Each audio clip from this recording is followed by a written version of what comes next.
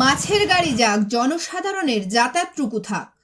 পূর্ব মেদিনীপুর জেলার ময়না ব্লক একটা সময় কৃষি প্রধান ব্লক ছিল। বর্তমান সময় ময়না ব্লকের কৃষি প্রাধান্য কমে গিয়ে মাছ চাষের প্রাধান্য দেখা দিয়েছে।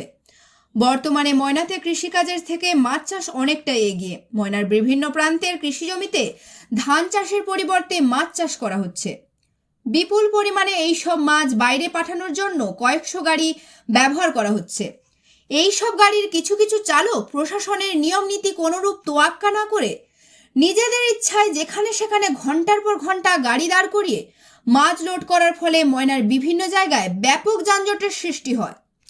কখনো কখনো পাশাপাশি দুটো গাড়ি দাঁড়িয়ে থাকার জন্য সাধারণ মানুষকে ঝুঁকিপূর্ণভাবে যাতায়াত করতে হচ্ছে। আবার কখনো কখনো ঘন্টার পর ঘন্টা সাধারণ মানুষকে এক জায়গায় দাঁড়িয়ে থাকতে হচ্ছে। পরিস্থিতিটা তখনই বেদনাদায়ক হয় যখন কোনো অসুস্থ রোগীর গাড়ি মাঝ গাড়ির জন্য দীর্ঘ সময় রাস্তা আটকে থাকে। এইরূপ পরিস্থিতি সুস্থ সমাজের জন্য একেবারেই কাম্য নয়।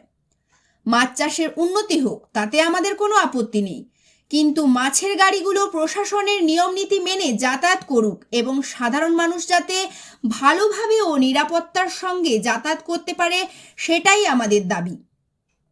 আমরা মাছ চাষের বিপক্ষে নেই, আমরা যাতায়াতের সুব্যবস্থার পক্ষে।